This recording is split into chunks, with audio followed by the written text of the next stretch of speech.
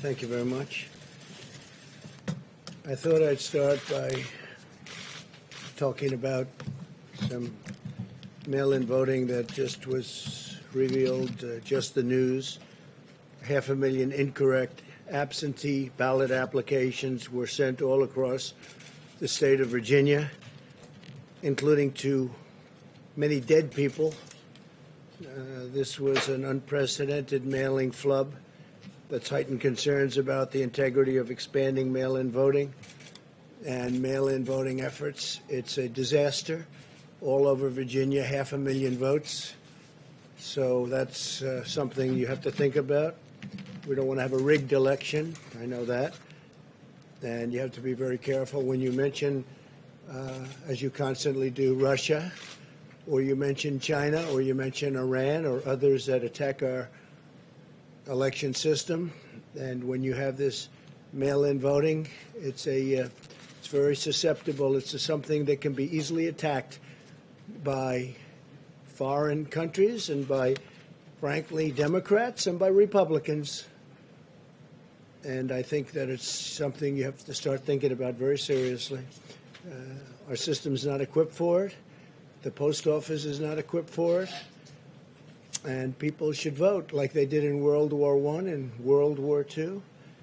And your numbers will be, in 90 days or less, your numbers will be very good, I think, much better on the coronavirus or the China virus. But it's something you have to look at and say, this is just crazy. This just came out, 500,000 incorrect ballot applications sent all over the state of Virginia to many people that weren't living. They had some sent to pets, dogs. This is what we're going to get into, and it's going to be a disaster. And it's going to be thought of very poorly. It's going to hurt our country. After our news conference Saturday night and the pro-growth announcement, we're pro-jobs, pro-health safety, executive orders, the stock market went up 358 points today. So we issued those executive orders, and the stock market went up 358 points today. It's quite a reaction. The Dow Jones and the S&P 500 are now up 50% since March. 50%. Think if you had money in there, if you put your money in March, you're 50%. The NASDAQ index continues to set new records. It's been up over 14 times, new record in NASDAQ. And the S&P 500 and the Dow Jones are going to be, I mean, the way they're going, it looks like they're just about going to be topping records, hopefully soon. Excuse me?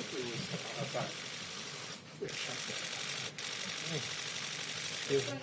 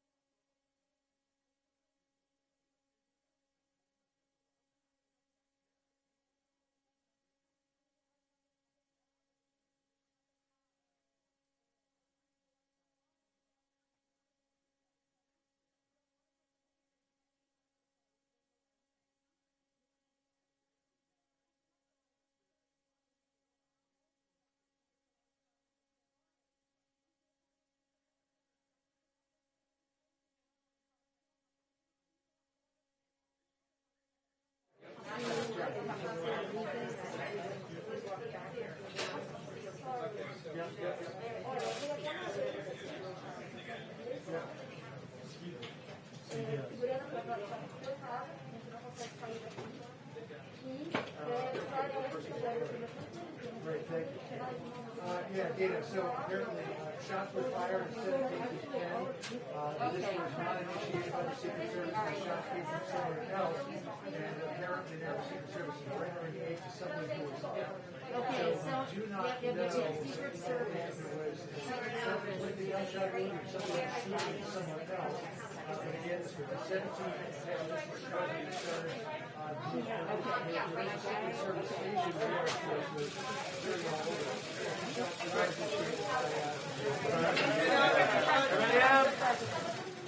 President Washington, want to stay with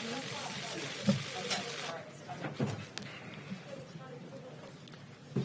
So thank you very much. Sorry for that. There was a shooting outside of the White House and seems to be very well under control. I'd like to thank the Secret Service for doing their always quick and very effective work. But there was an actual shooting, and somebody's been taken to the hospital. I don't know the condition of the person. It seems that the person was shot by Secret Service. So we'll see what happens. And yeah, did you have something? No, there are no details. We just found out just now. It was outside of the White House, this area right over here, and they'll have details for you in a little while. Somebody is taken to the hospital. It seems that the shooting was done by law enforcement at that person, at the suspect. It was the suspect who was shot, and this just took place. A couple of people outside. I noticed a man named John Roberts, who you know very well. He reported that he heard shots. He was outside and he heard two shots. We don't know yet. We don't know. They're going to find out. Do you know if the individual said anything, sir? Mentioned we don't know your name, that yet. anything No. like that? We don't know that yet. It was the Secret Service that did shoot this It suspect? seems to be, yeah. It seems to be. Where were you taking, Mr. President? Were you taking to the bunker? No, we're taking just out over to the Oval Office. What did the Secret Service tell you when you were outside of the room? Just told me when he came up, you pretty much saw it like I did. He said, "Sir, could you please come with me?" So you were surprised. I was surprised also. I think it's probably pretty unusual, but very, very professional people. They do a fantastic job, as you know. So it seems to me, it seems to be from what I was said, there was a shooting. It was law enforcement shot someone, seems to be the suspect, and the suspect is now on the way to the hospital. I can't tell you the condition of the suspect. There was nobody else injured. There was no other law enforcement injured. And I just want to, we'll get on to the press conference, but I do want to thank Secret Service. They are fantastic. The job they do, from what I understand, the answer is yes.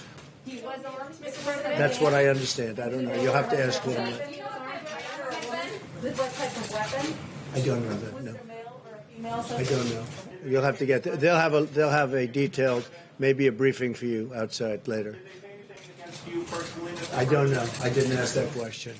Was he It might not have had anything to do with me. It might have been something else. But it was on the outside of the premises. The wall, as you know, the fencing, especially the new fencing that they put up, is very powerful. But it was on the outside of the White House. Okay? And they'll have a full report. Secret Service, in a little while, will have a full report. Are you rattled by this at all, Mr. President? I don't know. Do I seem rattled? It's unfortunate that this is a world, but the world's always been a dangerous place. It's not something that's unique. The world has been, you look back over the centuries, the world has been a dangerous place, very dangerous place, and it will continue, I guess, for a period of time. Does this make you think differently about your personal safety inside the White House? No, I feel very safe with the Secret Service. They're fantastic people. They're the best of the best, and they're highly trained. I don't know if anybody got to walk outside, but there were a lot of terrific-looking people ready to go if something was necessary. People at the highest level of law enforcement. There's nobody like these people. So they just wanted me to step aside for a little while just to make sure that everything was cleared outside because it was right in this area. So Why did you come back, Mr. President? Why did you decide after that? Because obviously it created a lot of commotion. What made you decide to come back and continue the briefing? well, I didn't even think about not coming back. I said, am I able to go back? And they said, you'd have to wait a little while. I waited a little while, as you know, in the Oval Office area. And I said, can I get back now? And they said, yes. And they have a lot of fortification outside just in case. But it was one person. Okay? You said the shooting was outside. How far away from the Well, White they're House? going to be giving you a full briefing in a little while. Far from the White House, or was it right in front I of can that only fence? tell you they're going to give you a briefing. It was outside of the premises, near the fence, but outside of the premises. So pretty Near close the- to here. Yeah, pretty close. So I was telling you that the Dow Jones and the S&P 500 are now 50% above the March level. NASDAQ is setting new records. It's already broken the record despite the situation of having the China virus. We have new jobs are rising and unemployment is falling faster than nearly anyone thought. And over the past 3 months, we've created over 9 million jobs. And that's a record, a 3-month record. If you add it up, it's a 3-month record by far. And we've beaten expectations by 12 million. We're 12 million above expectations, which is pretty remarkable. Today we had great reports on new job openings, and there's clearly a housing boom, which has been incredible numbers in both housing and an automobile boom. We've rarely seen anything like it, and it's going on right now in America. Inventories are at rock bottom. Used car sales are at record levels, and we will have rebuilt. We're doing a rebuilding like nobody's ever seen. It's a big plus for manufacturing and construction. So construction's getting close to record territory. Manufacturing's doing very well. The car companies are doing great. Very happy for Michigan, the state of Michigan. We have a lot of car companies moving in. A lot of plants are being built and expanded in Michigan and Ohio. There is no reason why the economy can't grow at a 20% pace in the third quarter. That would be a record. And interestingly, it'll be a number that's going to be announced before November 3rd. It gets announced probably around November 1st, which is very interesting. But it's going to grow at a very substantial pace based on all of the numbers we're looking at, and probably a lot more substantial than we originally thought. We're creating new incentives for work and jobs, and we're also providing much-needed assistance to those who are still suffering from the effects of the pandemic contraction. And the contraction is now, well, we have the pandemic. We have a lot of great things happening in terms of the vaccines and therapeutics, as you know. And I think we'll be making tremendous progress over the next period of a few months, and certainly before the end of the year. I think we'll have a vaccine before the end of the year, very substantially, and we may have a therapeutic resolvement very quickly, very, very quickly. And frankly, that's the one I'd rather have faster, because you'd go in, you'd give a transfusion or a shot to people that are very ill, and they'd be able to come out of the hospital the next day or a few days later. If the states participate in our core-sharing unemployment plan, we are going to be doing something very, very interesting with all of the things that we announced on Saturday. I don't have to repeat what they are. You know very well. And we've had some tremendous success already. If you look at what's happening with the stock market, and people are very thrilled at what we're doing. We'd like to get the Democrats to focus on other than what they're focusing on, which is a bailout of poorly running states. We have many great running states, states that are setting records, and let's see what happens with respect to that. But we're looking at also considering a capital gains tax cut, which would create a lot more jobs. So we're looking very seriously at a capital gains tax cut, and also at an income tax cut for middle income families. We're looking at expanding the tax cuts that we've already done, but specifically for middle income families. And you'll be hearing about that in the upcoming few weeks, and I think it'll be very exciting. So a capital gains tax is going to be a lot of people put to work, and it would be a cut in the capital gains tax and also a cut in the middle income tax. So I now want to just discuss a little quick brief, and then we'll take a few more questions. But we took some, who would have known we were going to take questions before we started, right? Is that right, Jennifer?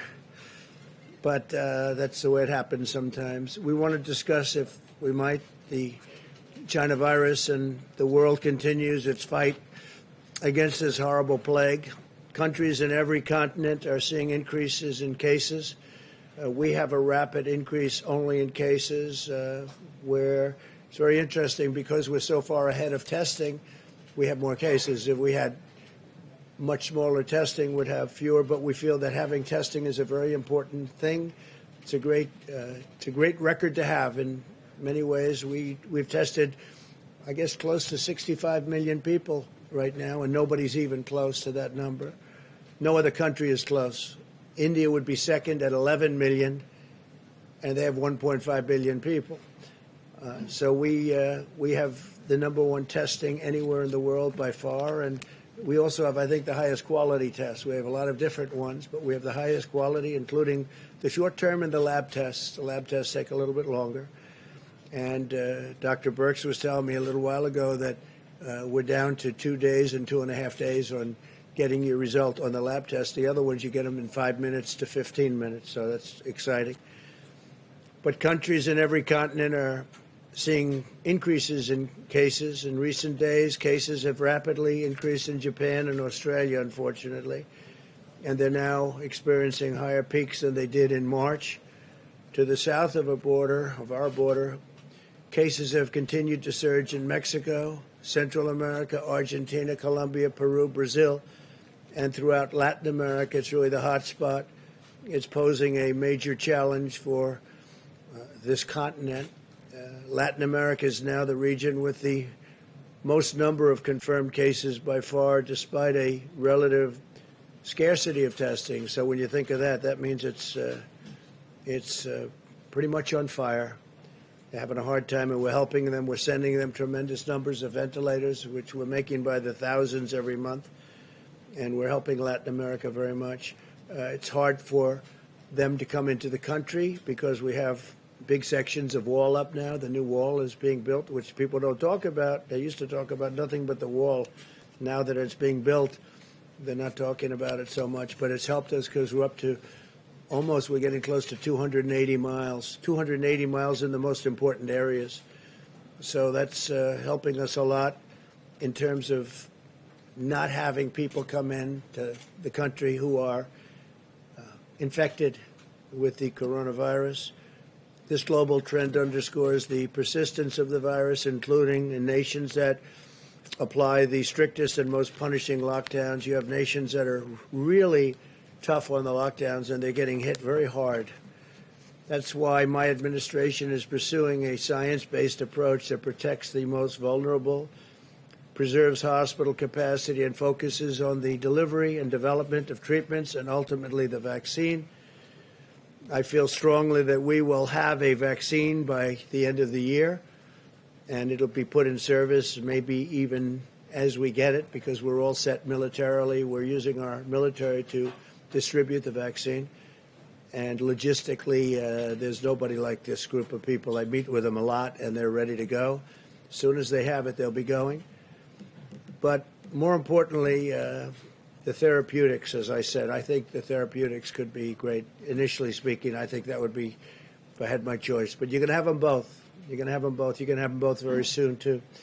At the same time, we urge all Americans to apply common sense mitigation. You all know what that mitigation is. Everybody knows it by heart now. Nearly half of all of the deaths from the China virus in the United States have occurred in nursing homes and long-term care facilities. That's why we have delivered funding, equipment, and rapid testing to our nation's nursing homes to protect those at high risk.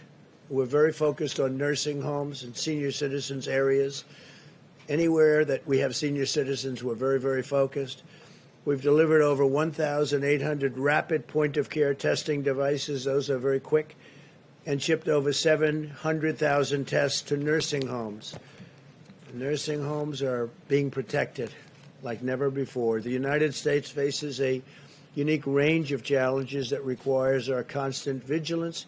America has the largest at-risk population of any developed country by far. 1.5 million residents of nursing homes, about 5 times that of the United Kingdom and other European countries.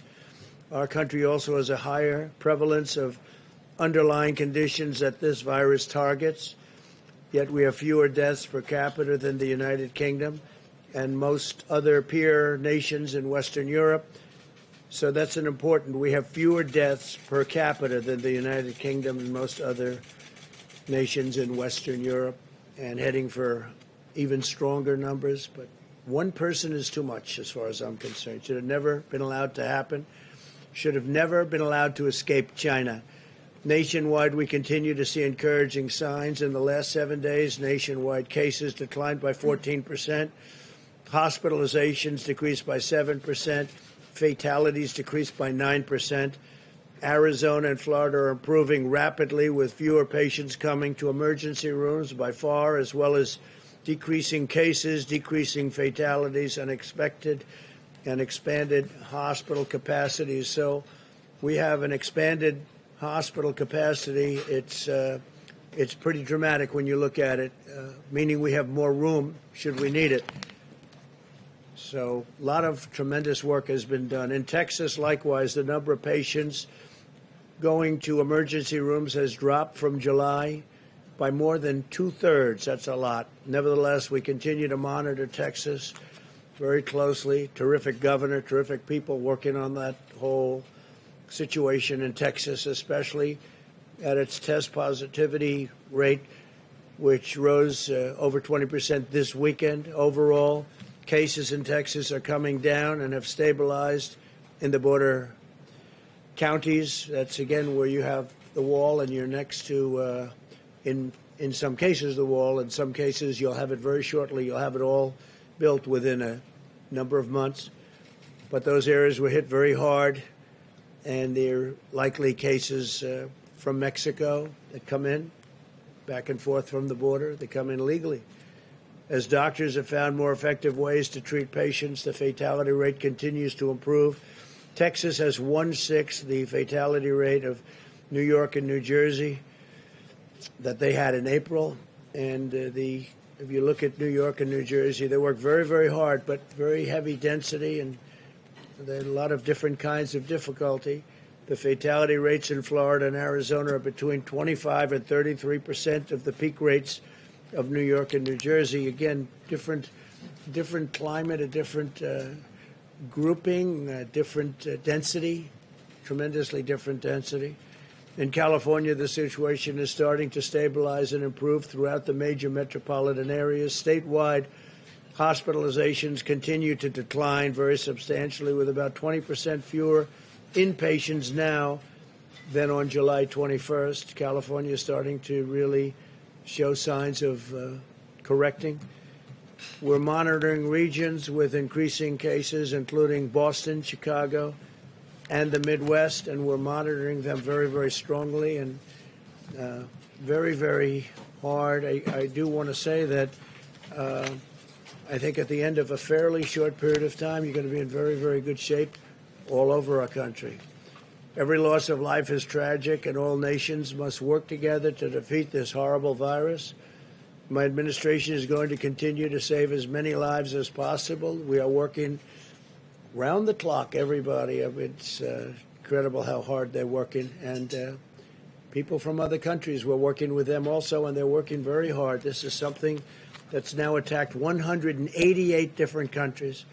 There are a wide range of factors that determine how the virus impacts a nation, such as age, underlying conditions.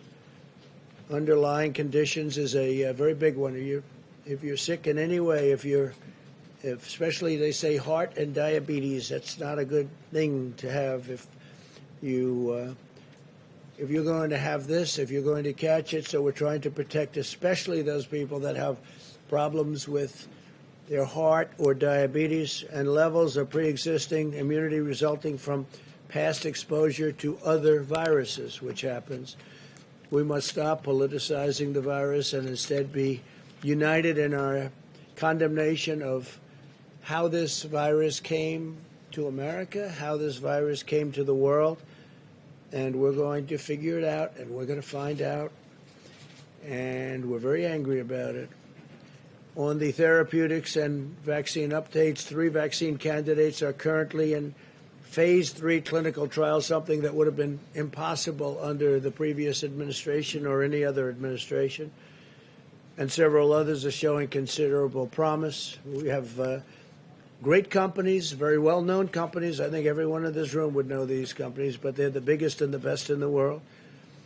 And we're working with other foreign companies and countries that have been really working very closely with us. We're trading. We're not looking to do anything but come up with the answer, and we really don't. We don't care. We want to come up with the answer. If it's one of ours or one of theirs, it's okay. We have to come up with the answer, and we're very close to getting it. Some people think we have it. We may have it.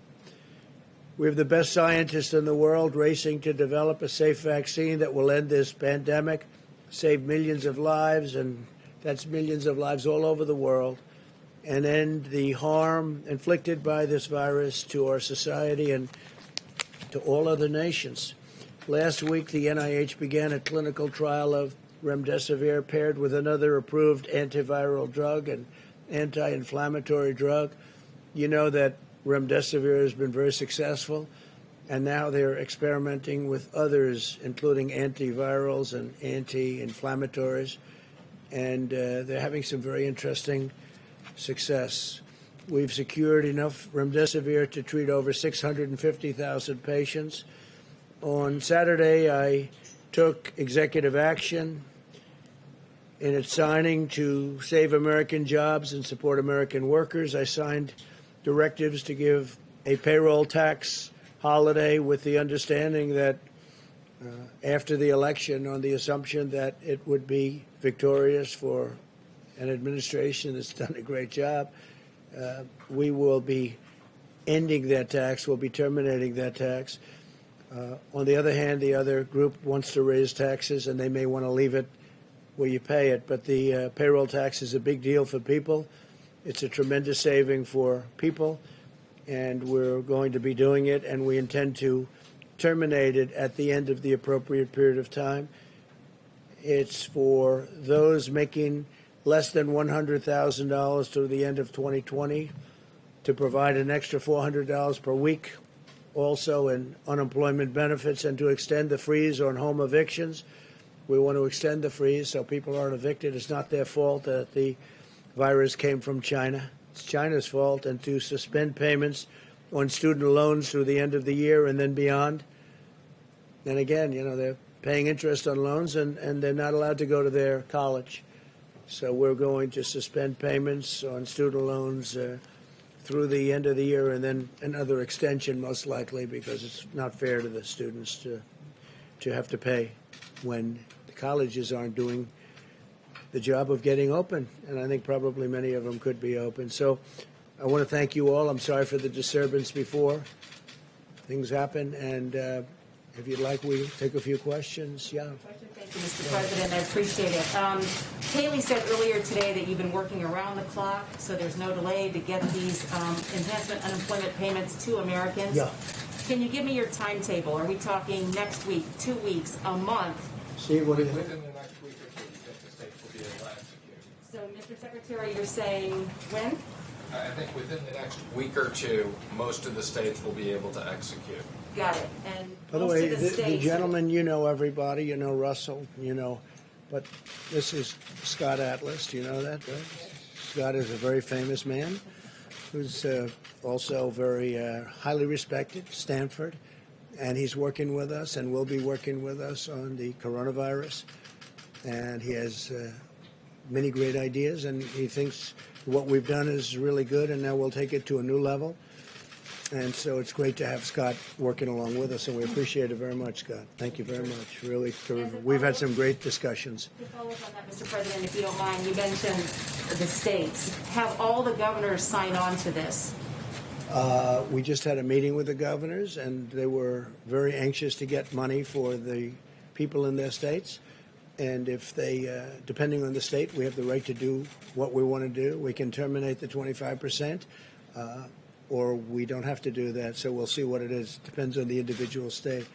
But a lot of money will be going to a lot of people very quickly. And I've instructed the Secretary of the Treasury to move as quickly as he can, right? So we'll get it done. Yeah, please. I have a question about coronavirus, but I wanted to just ask you to be clear on the incident outside.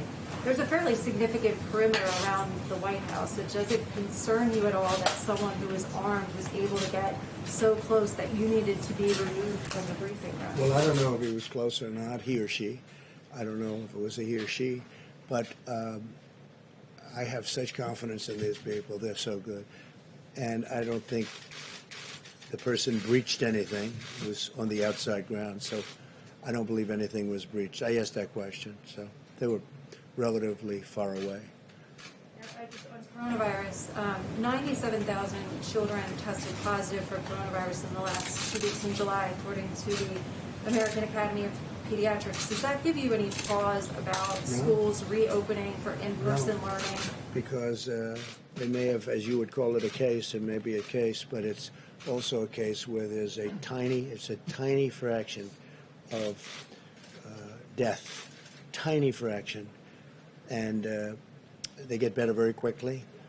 Yeah, they may have it for a short period of time, but as you know, the seriousness of it in terms of what it leads to is extraordinarily small, very, very much less than 1%. So do you still Jonathan, believe that children are essentially immune? Yeah, I think that for the most part they do very well. I mean, they don't get very sick. They don't catch it easily. They don't get very sick. And according to the people that I've spoken to, they don't transport it or transfer it to other people, or certainly not very easily. So, yeah, I think schools have to open. We want to get our economy going. We have incredible numbers despite this. If we could get this going, I think it's a very important thing for the economy to get the schools going. Jonathan, go ahead. Thank you, Mr. President. In Ohio a few days ago, you said, quote, Joe Biden has hurt God. He's against God. The Vice President has said that he's a man of deep Catholic faith, that he's credited for helping him endure some immense personal tragedy. So, sir, what did you mean by that when you say that Joe Biden has hurt God or is against God? Well, if you look at the manifesto that they've come up with, and if you look at their stance on religion and things having to do very importantly with aspects of religion and faith, I don't think a man of deep religion would be agreeing to the Bernie Sanders plan. You take a look at what they have in, and you can't put that into the realm of a religious group of people, I will say that. And I think it's one of the reasons why, if you look at polls, which I'm not a big believer in polls, if I was, I guess I wouldn't be standing here right now. And by the way, our poll numbers are going up very rapidly, as you know, and Joe's are going down very rapidly. He'll have to come out of the basement, it looks like, pretty soon, because that, it's one of those things. But no, if you look at the manifesto, I call it the manifesto. A lot of people are calling it the manifesto. My opinion, it's further left than where Bernie was before. So normally he'd be left and you'd bring it somewhere a little bit toward the center.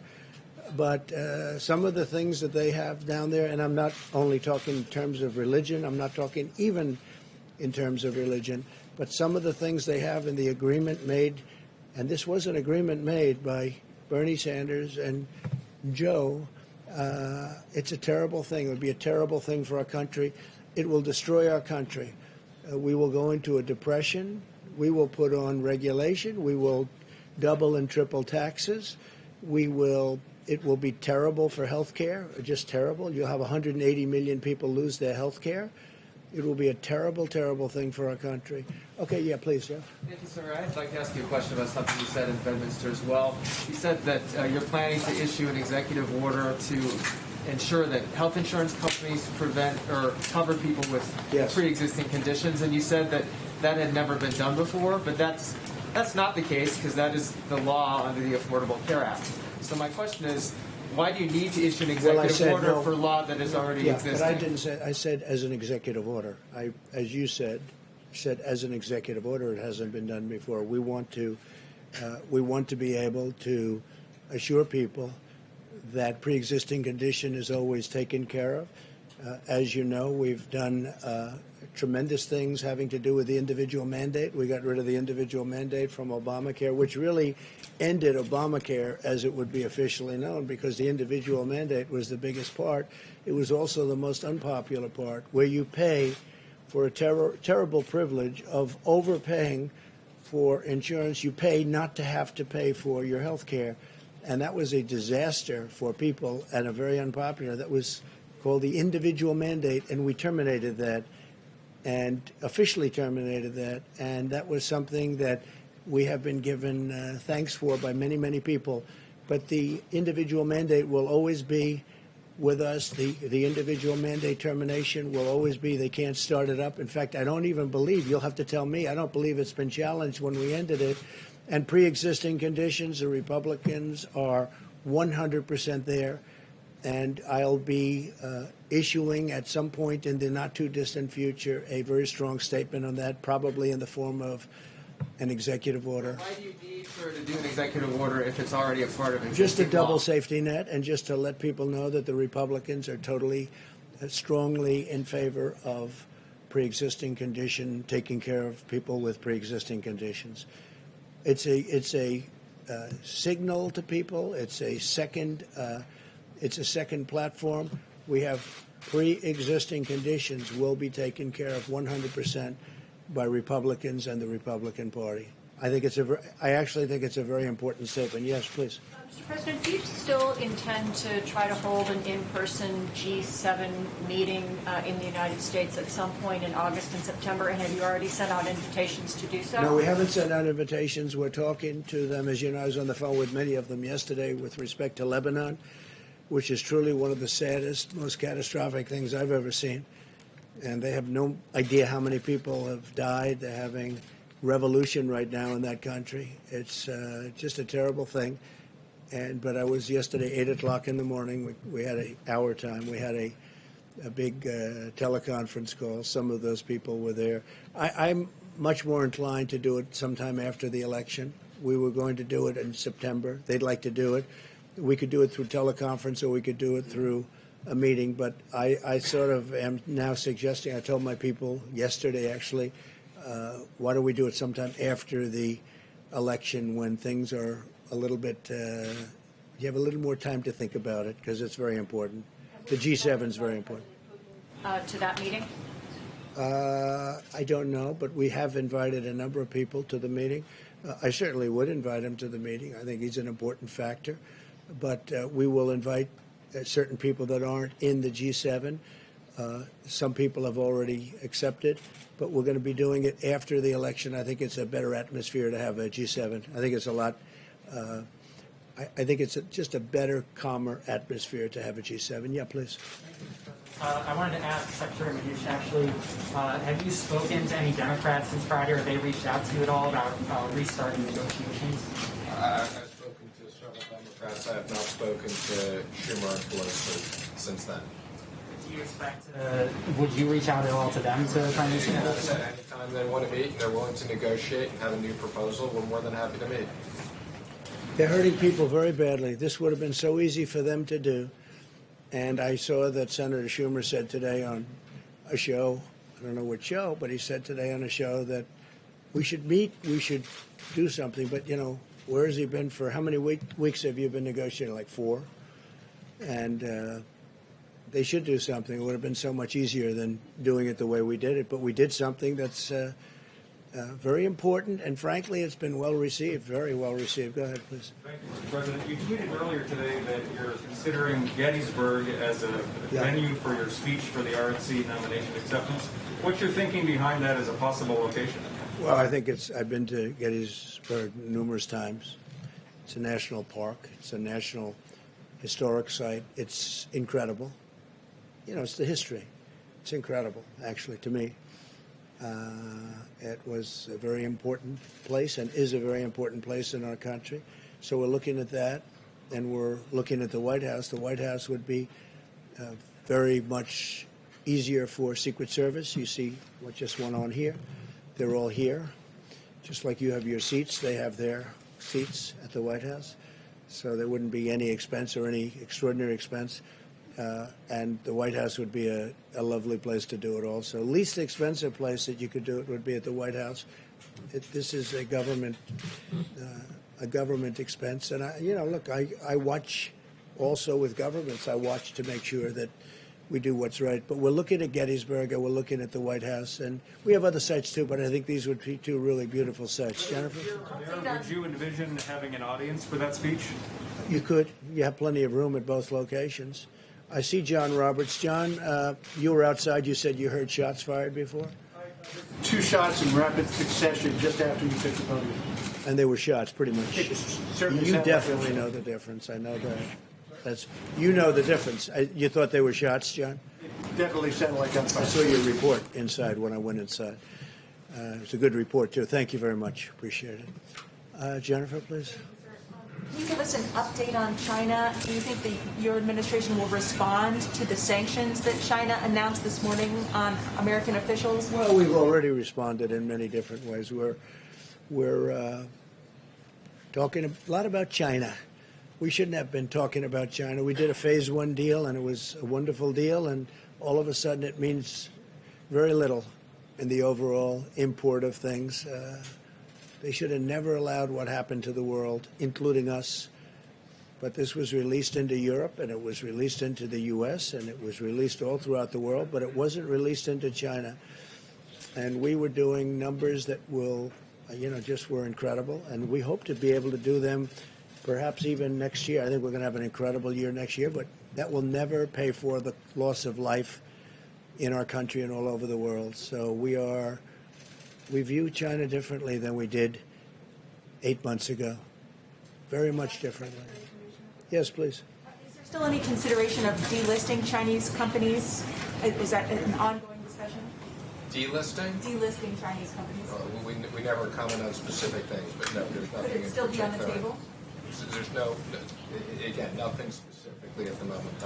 Are you talking about delisting companies on the exchange? Yes. Oh, I'm sorry. Yes. So just to be clear, we did make the recommendation, and the SEC will be putting out that yes, as of the end of next year, if they do not fully comply, and that's Chinese companies, any other companies, they all have to comply with the same exact accounting, or they will be delisted on the exchanges. I thought you meant sanctions. I was confused when you said delisting. And Jennifer, we're also talking on the WTO, the World Trade Organization. China's treated much differently than we are. This should have been handled many years ago when it first happened, but they're treated as a nation that's developing. They're treated as what they call a developing nation, which gives them tremendous incentives and advantages over and above what the United States gets and over and above what other countries get also. This is a developing nation? I don't think so. I don't think for purposes of what we're talking about it should be. And we are putting in, and we've already put in a request that China should no longer be declared a developing nation and have advantages over the U.S. And I told them that a year ago, and I told them that 2 years ago, and we put it in very powerfully, that they should not have advantages over other countries, frankly, and sure, they're not going to have any more advantages over. This should have been done by numerous presidents a long time ago because it gives them a tremendous boost over everybody else, and it's a very unfair situation.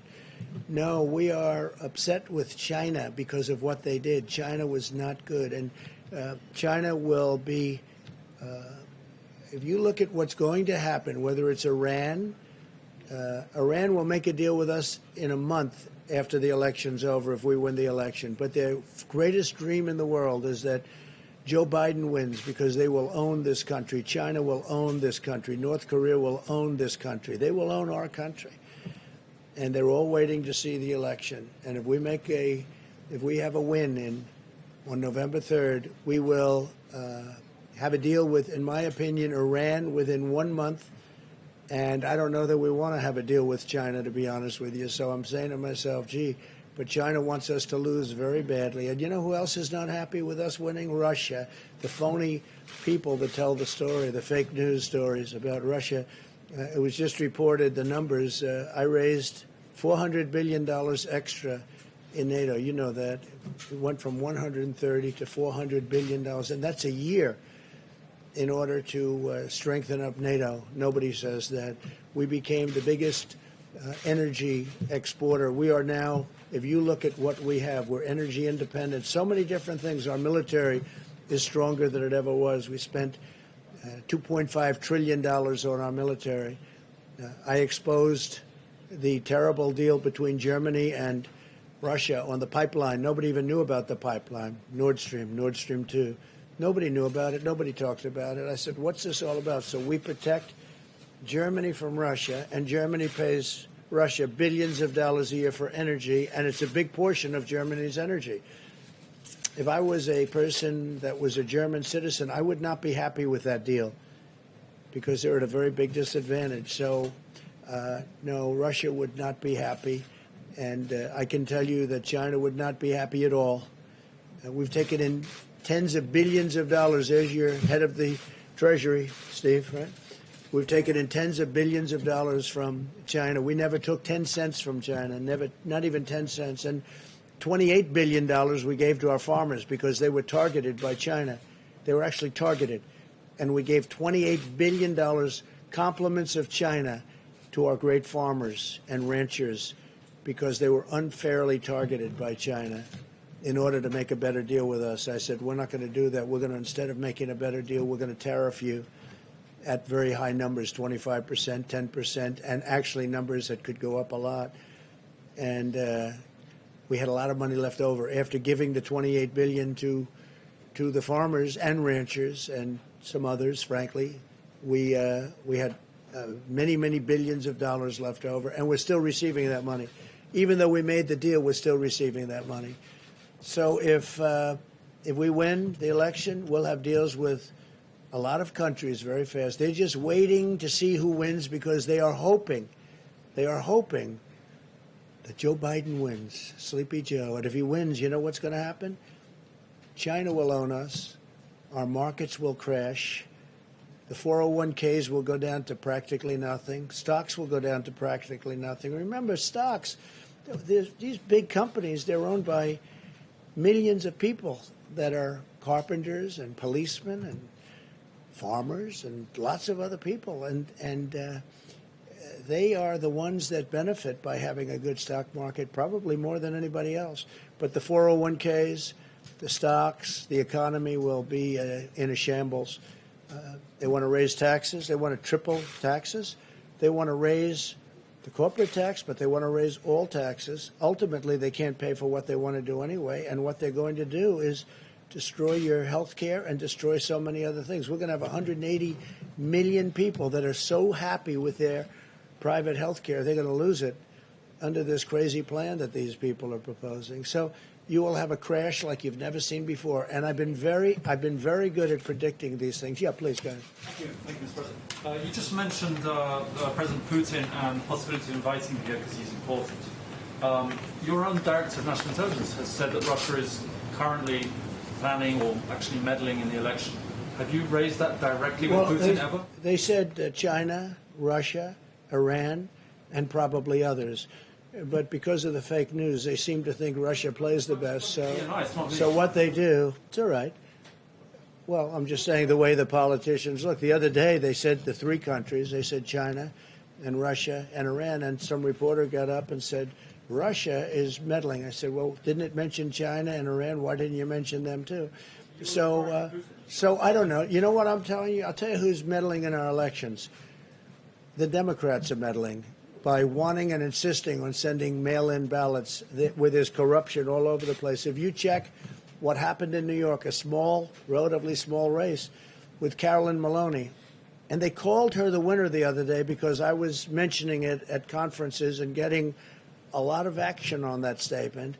So they called her, they declared her the winner, and they have no idea who won. And the person, her opponent, is very angry.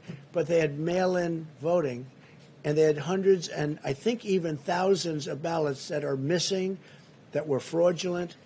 Take a look at the Carolyn Maloney race. Take a look at Paterson, New Jersey. Take a look now at this one in Virginia, where they mailed out 500,000 applications, and they go into people that aren't supposed to be getting an application. Yeah, please go ahead. Thank you, sir. Secretary Pompeo is heading to Europe again Right. this week. Do you have any updates on when the travel restrictions with the EU are going to be lifted? It seems strange we're offering exemptions for professional athletes, but not to K-1 visa holders, the so-called. Well, we try and do the best we can. You have big sporting events, and that's good for our economy, that's good for us, and they do talk about certain exemptions, and they make sure everyone's perfectly tested and everyone comes in at 100%. But, we do make certain accommodations because you do have star athletes, and that means a good thing for the country. That's economic development, et cetera. But we are working very closely with Europe and with other countries to see what's the best timing. Don't forget, I was the one that turned Europe off because they really they led the way. They led it much more so than we did. We were months following them. And in terms of they got hit earlier than we did, quite a bit earlier than we did. So I put the restrictions on Europe. I put the restrictions on China, which was a great thing to do. In retrospect, we're getting, that was a very important day. Dr. Fauci said that was one of the most important days. And a lot of people didn't want me to do it, but we first put a ban on anybody from China coming in, and then we put a ban on Europe coming in. But we're working very closely with Europe to see when that will all come off. Yeah, please. If 160,000 people had died on President Obama's watch, do you think you would have called for his resignation? No, I wouldn't have done that. I think it's been amazing what we've been able to do. If we didn't close up our country, we would have had 1.5 or 2 million people already dead. We've called it right. Now we don't have to close it. We understand the disease. Nobody understood it because nobody's ever seen anything like this. The closest thing is in 1917, they say, right? The great pandemic certainly was a terrible thing where they lost anywhere from 50 to 100 million people. Probably ended the Second World War. All the soldiers were sick. That was a terrible situation, and this is highly contagious. This one is highly, highly contagious. No, if I would have listened to a lot of people, we would have kept it open. And by the way, we keep it open now, all the way. We keep it open. But we would have kept it open, and you could be up to 1.5 million or 2 million people right now. 1.5 to 2 million people. Our people have done a fantastic job. Our consultants and our doctors, and with disagreements and with a lot of things happening. What we've done with ventilators has been amazing. What we've done with medical equipment has been incredible. We've supplied the governors. Nobody, not one person in this country that needed a ventilator didn't get it. And at the beginning, there was a big shortage of ventilators. Nobody had stockpiles or anything comparable to what you had to have. So we would have lost, if you think about it, you had mentioned 160,000 people. Multiply that times 10 right now. I think it would have been unsustainable and unacceptable. But that's what would have happened had we kept it open. So, no, I think we're a very large country. We are one person. I said all the time, a lot of people like to leave that out. One person is too many. It should have never happened. But they've done really an extraordinary job. They'll never be given the credit, and I'm not talking about me. The people that have worked on this so hard will never be given the credit, but they've done an extraordinary job with a very large, diverse country.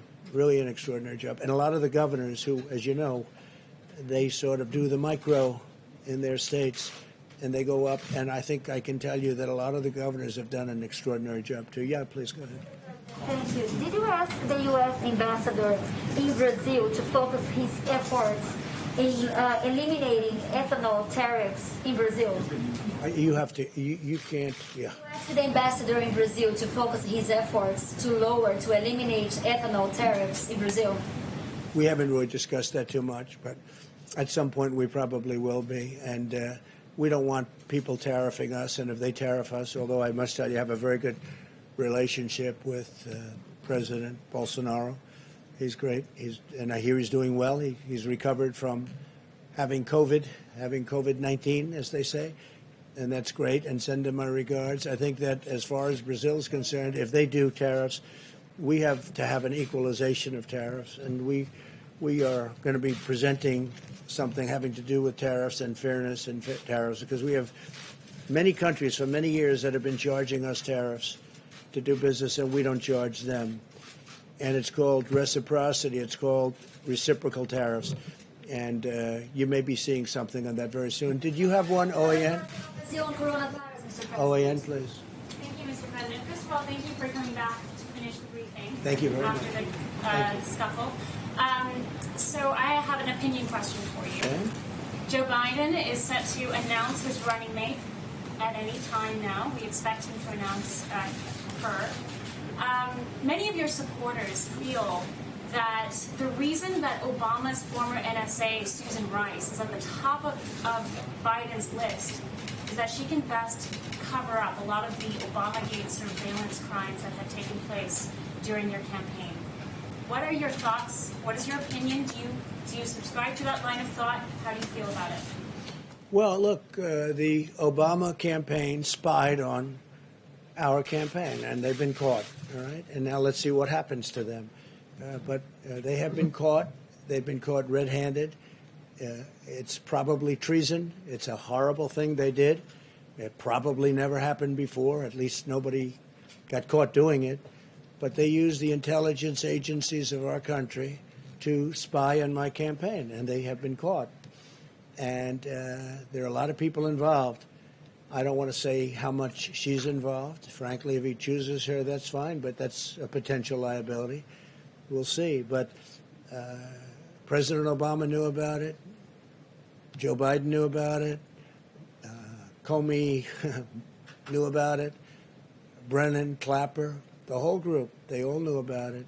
Lisa Page and her lover Strzok, they all knew about it.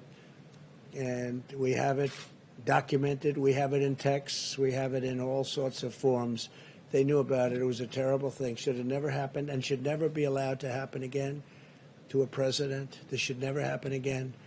This was a setup like we've never seen. I think it's the political crime of the century. And they've been caught. So let's see what happens to them all. Thank you very much. Thank you. Thank you.